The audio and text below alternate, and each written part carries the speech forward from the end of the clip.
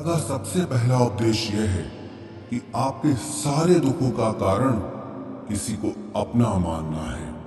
आप कभी गौर करना, आपकी जिंदगी के सारे दुख, सारी तकलीफें, सारी चिंताएं वहीं से आती है जहां आपका अपनापन होता है कि ये मेरा है, ये मेरा अपना है। वहीं से आपकी जिंदगी में दुख आना शुरू हो जाते हैं। एक व्यक्ति के पास एक बहुत बड़ा महल था। उसने जिंदगी भर की सारी संपत्ति लगाकर उस महल को बनाया था। आसपास के शहरों के कई लोग उसके महल को देखने आते थे। कई बड़े बड़े सेठ उसके महल को खरीदने की कोशिश करते थे, पर वो महल उसका अहंकार था, उसकी जीने की वजह था। उसका उस महल में बहुत मोह था। एक दिन उसके महल में आग लग गई और वो कहीं बाजार गया हुआ था। जब वो घर लौट कर आया तो उसने देखा कि मेरा महल आग में जल रहा है। अपने घर को आग में जलता हुआ देखकर उसे इतना दुख हुआ। उसने कहा, अगर ये महल नहीं रहेगा तो मैं भी जिंदा नहीं रहूंगा। अगर मेरा महल ही जल रहा है तो मैं जी के क्या करूंगा। वो भी उसी आग में छलांग लगाने की कोशिश करने लगा तो किसी ने उसे रोक लिया कि भाई, ये जो तुम्हारा महल है, इस महल का सौदा कल तुम्हारे बेटे ने किसी के साथ कर लिया है। जब उसे पता चला कि ये महल अब मेरा नहीं रहा, किसी और का हो चुका है, तो उसकी सारी चिंता खत्म हो गई। जैसे और लोग उस जलते हुए महल को देखकर तमाशा देख रहे थे, वैसे ये भी खड़ा हो गया। इतनी ही देर में उसका बेटा आया। वो अपने बेटे को देखकर बहुत प्रसन्न हुआ। उसे आशीर्वाद देने लगा कि तेरे जैसा बेटा तो बहुत भाग्यों से मिलता है। तूने तो मेरी जिंदगी बचा ली। आज इस घर में आग लगी है और तूने कल ही इसका सौदा कर दिया। वो अपने पिताजी से कहने लगा कि पिताजी, मैं इस महल के सौदे के लिए बात तो करने गया था, पर सौदा अभी पक्का हुआ नहीं है। जब उसके पिता ने ये सुना कि अभी इस महल का सौदा हुआ नहीं है, तो वो फिर फूट फूट के रोने लगा। फिर अपनी छाती पीटने लगा। महल वही है, इंसान वही है, लेकिन जब महल मेरा है तब वो दुख भी देता है, खुशी भी देता है। लेकिन जब वो मेरा नहीं है, उससे मेरा कोई रिश्ता नहीं है, तो सारे दुख ही खत्म हो जाते हैं। ऐसे ही जिंदगी में जब किसी जगह को, किसी इंसान को, किसी रिश्ते को, किसी काम को हम अपना मान लेते हैं, मेरा मान लेते हैं, तो वहीं से ही सारे दुखों की शुरुआत होती है। वहीं से हर तकलीफ की शुरुआत होती है।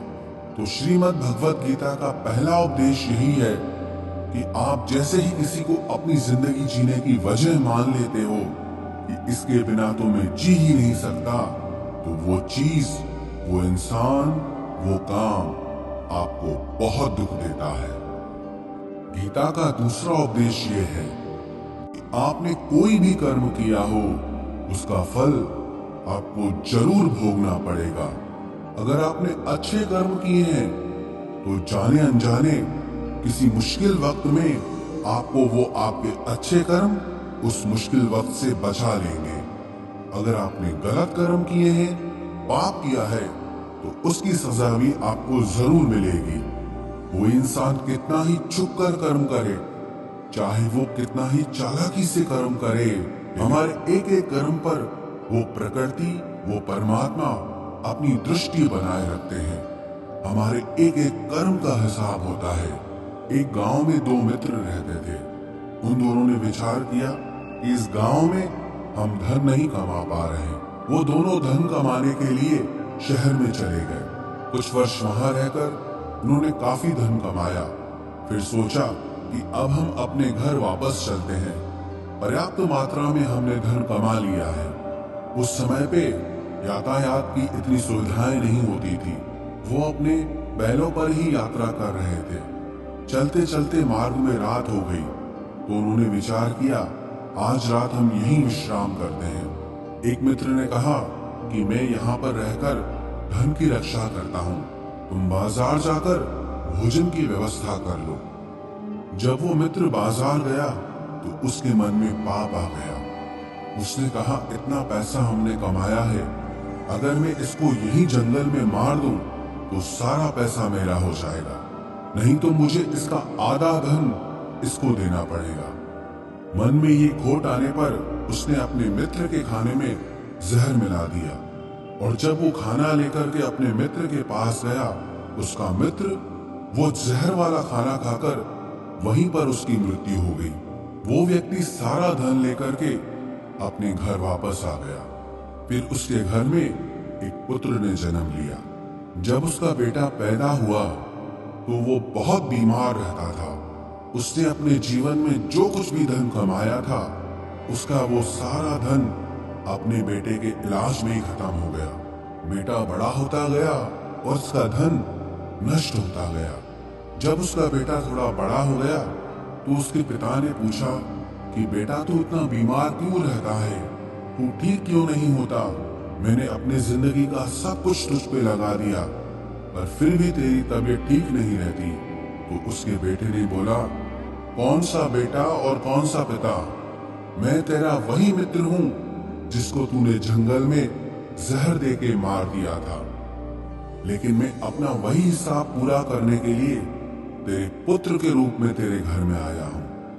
अब मेरा तेरा हिसाब बराबर और मेरा जीवन अब यही समाप्त होता है।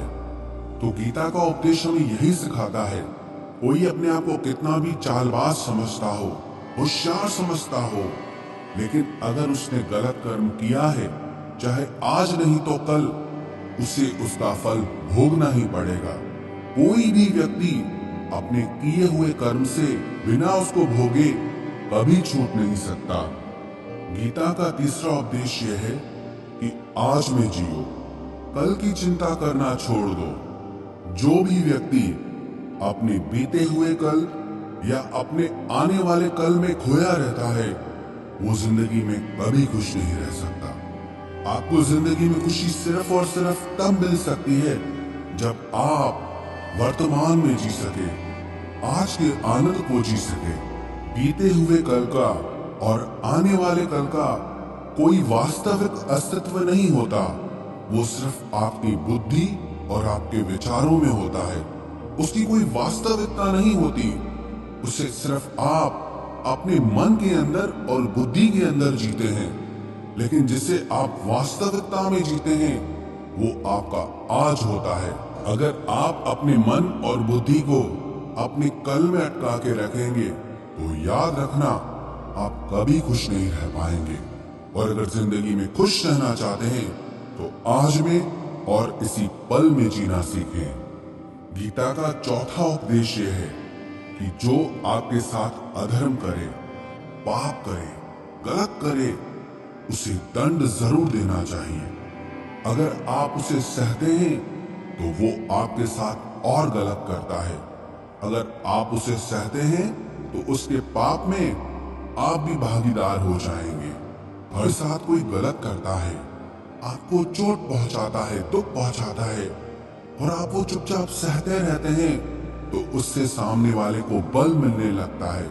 वो आपको कमजोर समझने लगता है और आपके साथ गलत करने को वो अपना हक समझने लगता है। लेकिन जब आप उसके गलत व्यवहार को, उसके अधर्म को रोक लेते हैं, तब वो अपनी सीमा में रहना सीख जाता है। ये कलयुग है। अगर इस जमाने में आपको खुश रहना है तो आपको अपनी रक्षा खुद ही करनी होगी। कोई आपके साथ गलत करे तो उसको कभी नहीं सहना चाहिए, बल्कि उसका सामना करना चाहिए। गीता का पांचवा उपदेश यह है कि किसी से भी हद से ज्यादा मोह कभी मत करना। जिसमें भी आप सबसे ज्यादा मोह लगाओगे, देखना वो आपको जरूर रुलाएगा। मोह के वजह से ही आपको कई बार अपना अपमान भी सहना पड़ता है, और कई लोगों को मोह की वजह से ही अपना अपमान दिखता तक भी नहीं है कि सामने वाला मेरी इज्जत तक नहीं कर रहा और मैं उसके पीछे मर रहा हूं। मोह आपकी आंखों पे ऐसी पट्टी लगा देता है कि आपको सच और झूठ दिखाई ही नहीं देता। आप जो देखते हैं, जो सुनते हैं, उसी पर यकीन कर लेते हैं। फिर चाहे आपको कितना ही दर्द मिल रहा हो। अगर आप किसी इंसान को ठीक से समझना चाहते हैं, किसी की सच्चाई जानना चाहते हैं, तो उसके लिए ये बहुत जरूरी है कि आप उसके मोह से जल्दी बाहर आ जाएं। जिस दिन मोह खत्म, उस दिन आपको किसी भी रिश्ते से कोई दुख नहीं मिल सकता। तो गीता का छठा उपदेश यह है कि आप वो मत करो जो सब करते हैं, बल्कि वो करो जो आपके लिए सही है। श्री कृष्ण ने अर्जुन से कहा कि जो तेरा कर्तव्य है, जो तेरे लिए सही है, जो तुझे करना चाहिए, तू वो कर। तू कभी भी वो काम मत कर जो दुनिया कर रही है। क्योंकि अर्जुन श्री कृष्ण से कहने लगा कि ऐसे भयंकर युद्ध में पड़ने से अच्छा है कि मैं सन्यासी बन जाऊं। तो श्री कृष्ण ने अर्जुन से कहा कि सन्यासी बनना तेरा कर्म नहीं है, तेरा धर्म नहीं है, तू क्षत्रिय है। तेरा कर्म और तेरा धर्म यही है कि तू अधर्म का नाश करे, धर्म की रक्षा करे। ऐसे ही हर इंसान का एक अलग कर्तव्य होता है, एक अलग ही मार्ग होता है। तो कभी भी उस मार्ग पे मत जाना जहाँ सारी भीड़ जा रही हो। सारी भीड़ यही काम कर रही है, इसलिए हम भी यही कर रहे हैं। अगर आप वो करोगे जो भीड़ कर रही है, तो आप भी उसी भीड़ में कहीं खो जाओगे। लेकिन अगर आप वो करोगे जो आपके लिए सही है, जो आपकी प्रतिभा है, तो दुनिया की सारी भीड़ में भी आप सबसे अलग नजर आओगे। गीता का सातवां उपदेश यह है कि जिंदगी में धोखा अपने ही देते हैं, क्योंकि उनको आपकी कमजोरियों का पता होता है।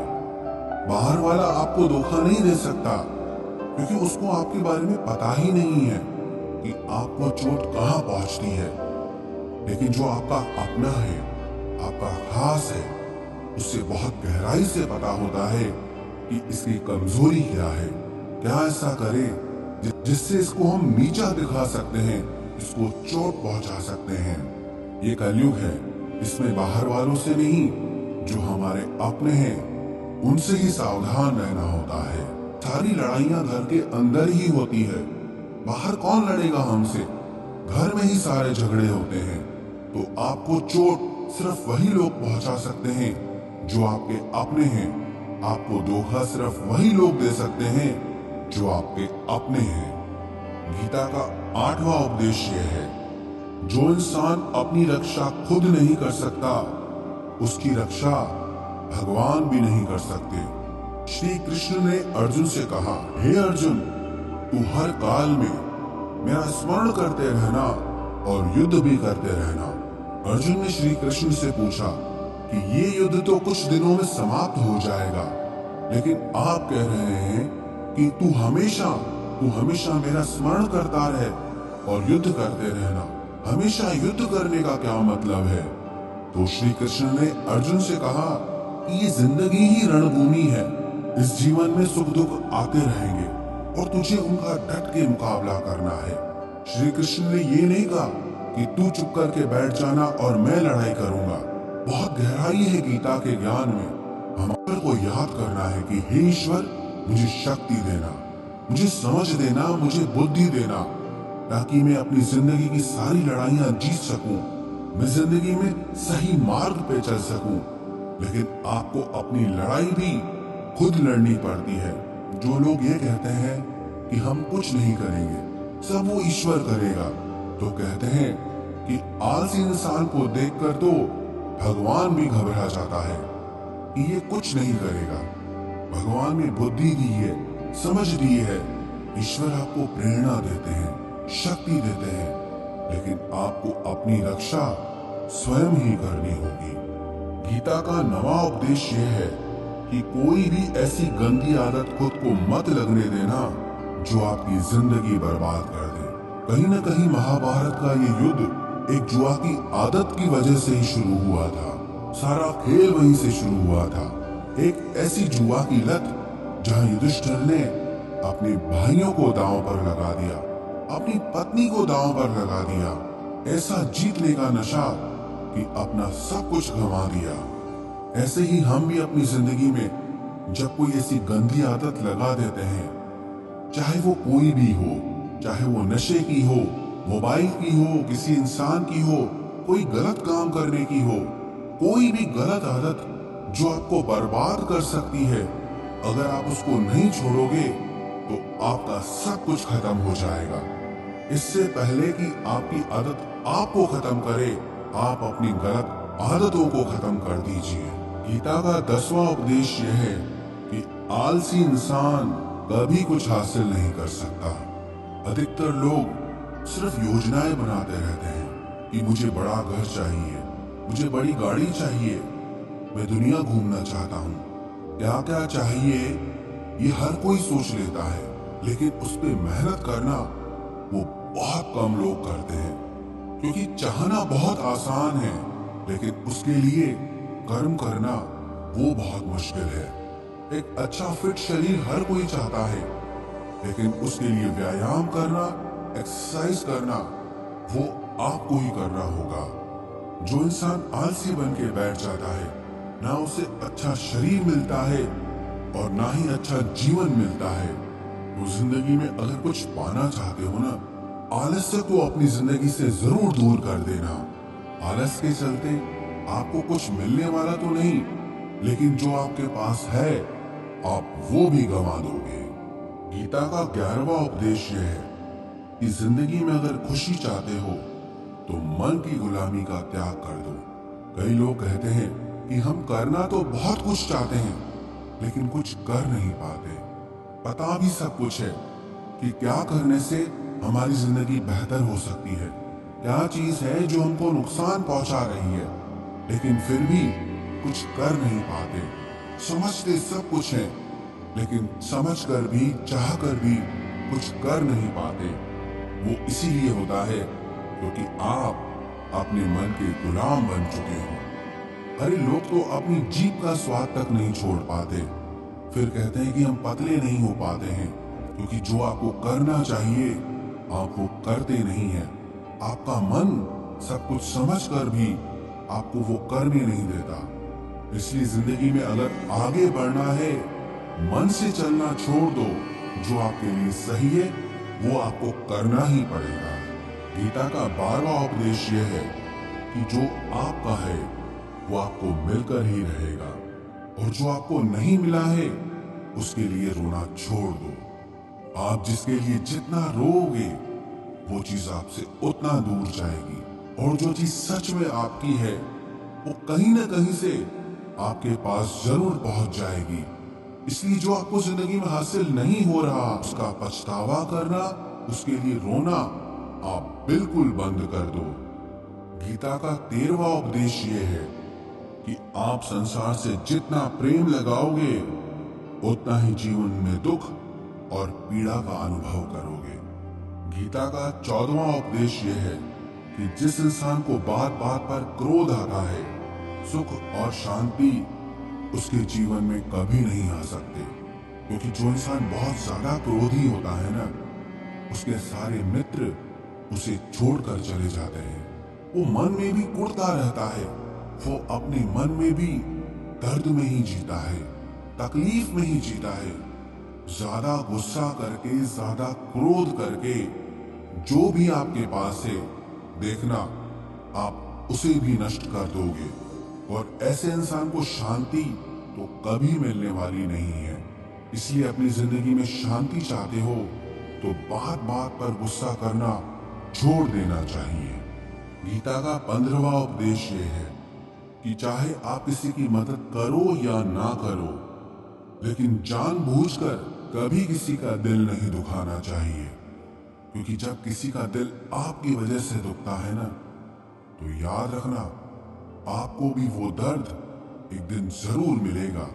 क्योंकि जब आप किसी का दिल दुखाते हैं तो आपको पता नहीं चलता, लेकिन जब कोई आपका दिल दुखाता है तब आपको समझ में आता है कि दिल पर चोट लगने से कितना दर्द होता है।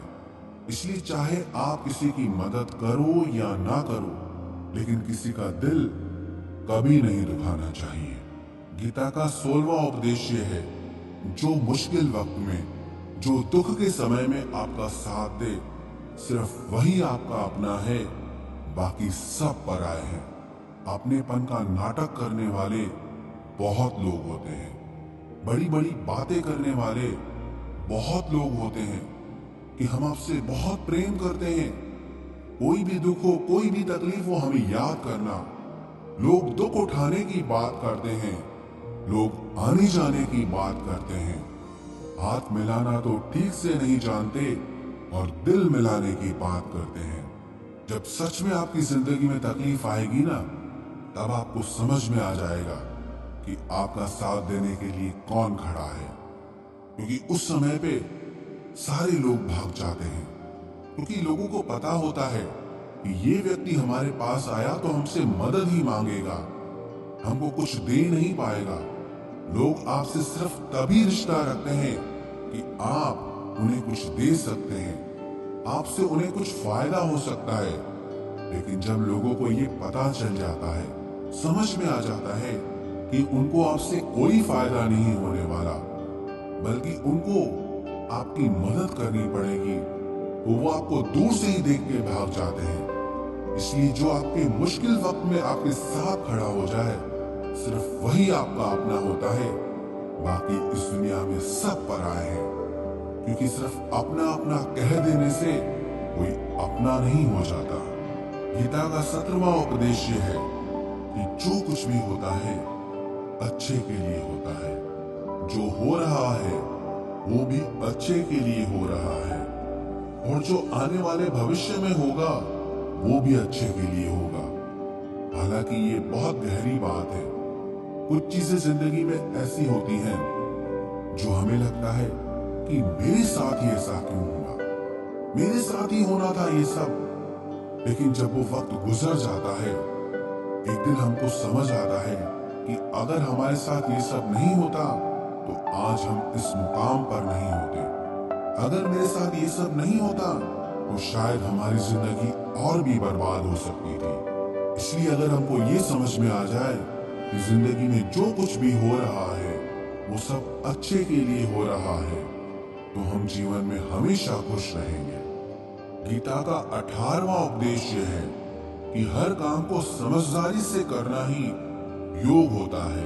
काम तो करते हैं लेकिन उन्हें हासिल कुछ नहीं होता। बहुत लोग कहते हैं कि हम बहुत मेहनत करते हैं, तब भी जिंदगी में सफलता हासिल नहीं हो रही। बहुत कुछ करने से, बहुत मेहनत करने से आपको सफलता नहीं मिलेगी, लेकिन सही तरीके से समझ के साथ काम करने से आपको जिंदगी में सफलता जरूर मिलेगी। गीता का 19वां उपदेश है कि कभी भी किसी भी चीज की अति नहीं करनी चाहिए। कोई भी चीज हद से ज्यादा मत करना। किसी से प्रेम भी हद से ज्यादा मत करना। किसी से नफरत भी हद से ज्यादा मत करना। हद से ज्यादा मीठा भी खराब, हद से ज्यादा कड़वा भी खराब। तो जीवन को संतुलन के साथ जीना चाहिए। जैसे ही आप संतुलन खो देते हैं, वैसे ही आपके जीवन में दुर्घटना हो जाती है। गीता का 20वां उपदेश है कि जिसे आप सबसे ज्यादा महत्व दोगे, वो आपको कभी महत्व नहीं देगा। आपने कभी गौर किया कि आपका अपमान कौन लोग करते हैं? आपका अपमान सिर्फ वही लोग करते हैं जिसे आप सबसे ज्यादा महत्व देते हैं। दूसरों की इज्जत करना अच्छी बात है, पर दूसरों की अगर बहुत ज्यादा इज्जत करोगे तो उनकी नजर में आपकी ही इज्जत खत्म हो जाती है। इसीलिए किसी को भी कभी भी अपना सब कुछ नहीं बनाना चाहिए कि तुम ही मेरे सब कुछ हो। जैसे ही आप किसी को सब कुछ बना लेते हैं अपना, तो आप उसके लिए कुछ भी नहीं रह जाते। इसलिए लोगों को इज्जत उतनी ही देनी चाहिए जितना वो हजम कर सके। हद से ज्यादा इज्जत देना आपकी ही बेइज्जती करवा सकता है। गीता का 22वां उपदेश है कि किसी पर भी आंख बंद करके भरोसा मत करना। जैसे महाभारत की कथा में दुर्योधन ने कितनी बार षड्यंत्र करके पांडवों को मारने की कोशिश की, आग में जलाने की कोशिश की, और वो धर्म पे चलने वाले लोग बार बार उसकी बातों में आ जाते थे। ये बात और है कि ईश्वर उनकी रक्षा कर रहे थे, पर जिसे वो अपना भाई समझ रहे थे, जिसे वो अपना सगा समझ रहे थे, जिस पे वो भरोसा कर रहे थे, वही उनकी मृत्यु करवाना चाहता था। इसीलिए भरोसा करते समय अपनी आंखें जरूर खुली रखना।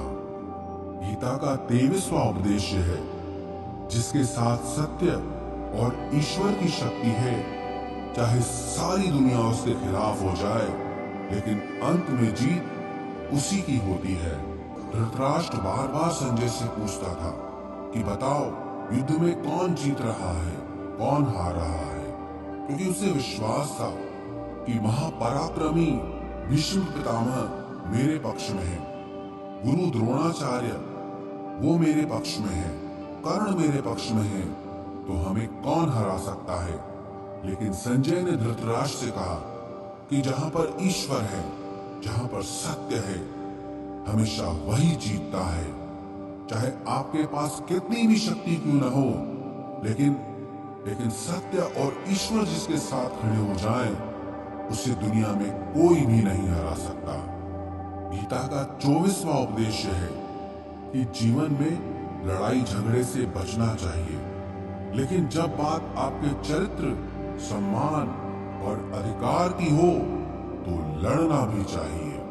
अर्जुन भी महाभारत का युद्ध करना नहीं चाहता था, क्योंकि सामने उसके अपने खड़े थे, लेकिन श्री कृष्ण ने उसे उपदेश दिया कि यहाँ पर बात लड़ाई की नहीं है, तेरे सम्मान की है, तेरे चरित्र की है, तेरे अधिकार की है।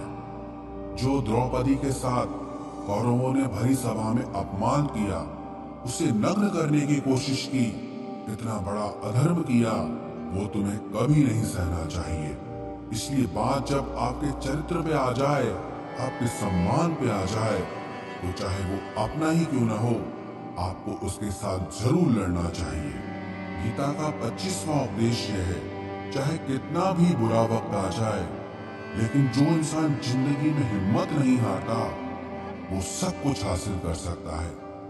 जब पांडव लोग जुए में सब कुछ हार गए, उनको 12 साल के लिए वनवास मिला और 1 साल के लिए अज्ञातवास मिला। वो भिक्षा करके अपनी जिंदगी को पालते थे, जंगलों में भटकते रहते थे, भयानक जानवरों के बीच, लेकिन इतना मुश्किल वक्त झेलने के बाद भी आखिरी में विजय उन्हीं की हुई, क्योंकि उन्होंने अपने अंदर में कभी हिम्मत नहीं खोई थी। ऐसे ही आपकी जिंदगी में कितना ही मुश्किल वक्त क्यों ना आ जाए, लेकिन आपके अंदर अगर हिम्मत है तो जीत आपकी ही होगी। गीता का 26वां उपदेश यह है कि जो किसी और का है, उस पर कभी अधिकार मत जमाना, कभी कब्जा मत जमाना।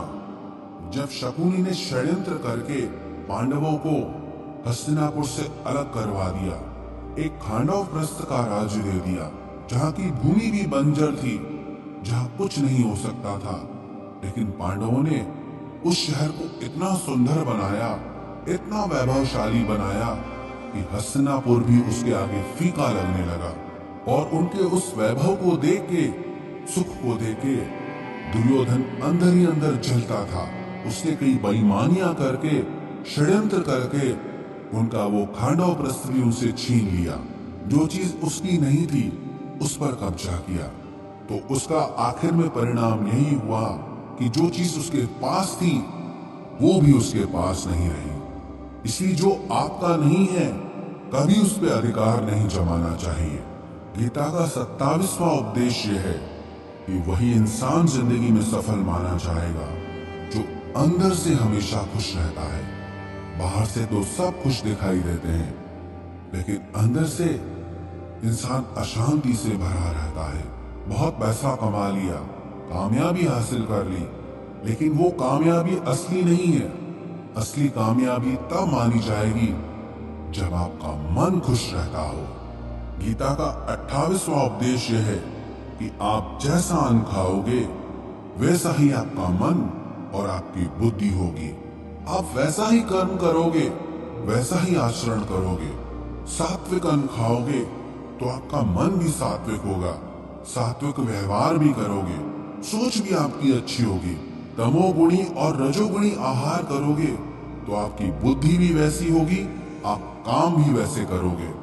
श्री कृष्ण ने भगवत गीता में सात्विक, राजसी और तामसी इन तीनों आहारों का विस्तार से वर्णन किया है कि क्या खाना चाहिए, क्या नहीं खाना चाहिए।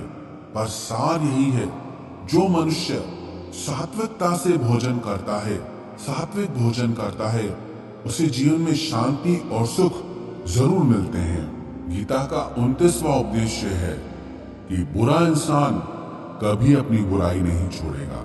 चाहे आप उसके साथ कितना भी अच्छा चलो, वो आपको तकलीफ देगा ही देगा। इसलिए जो जैसा है, आप उसके साथ वैसा ही व्यवहार करो। बुरे इंसान के साथ आप कितना भी अच्छा बन जाओ, वो कभी अच्छा नहीं बनने वाला। दुर्योधन जंगल में पांडवों को मारने के लिए गया था, लेकिन वहां पर भीलों ने दुर्योधन को पकड़ लिया। उसका मित्र कर्ण भी उसे छोड़कर भाग गया। वो भील दुर्योधन को मार देना चाहते थे, लेकिन युधिष्ठिर अपने भाई की रक्षा करने के लिए वहां पहुंच गया, उसके जीवन की रक्षा की। लेकिन उसके बाद भी वो हमेशा पांडवों का नुकसान ही करता रहा।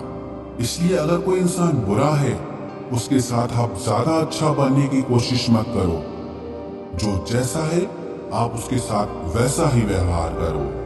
गीता का 30वां उद्देश्य है कि जो इंसान अपने कामों को समय से खत्म नहीं करता, समय की कदर नहीं करता, उसकी जिंदगी का सारा समय व्यर्थ में ही समाप्त हो जाता है। क्योंकि समय ही आपका जीवन है। अगर आप समय को व्यर्थ ही नष्ट करते रहेंगे, व्यर्थ के कामों में गंवा देंगे, तो आपको जीवन में कुछ भी हासिल नहीं होगा। अगर कुछ जिंदगी में पाना चाहते हो, तो समय की कदर जरूर करना। जो भी व्यक्ति गीता के इन 30 उपदेशों को रोज सुनेगा, समझेगा, तो जिंदगी की कितनी भी मुश्किल से मुश्किल घड़ी क्यों ना आ जाए, उसे ऐसे मुश्किल समय में भी रास्ता जरूर मिल जाएगा।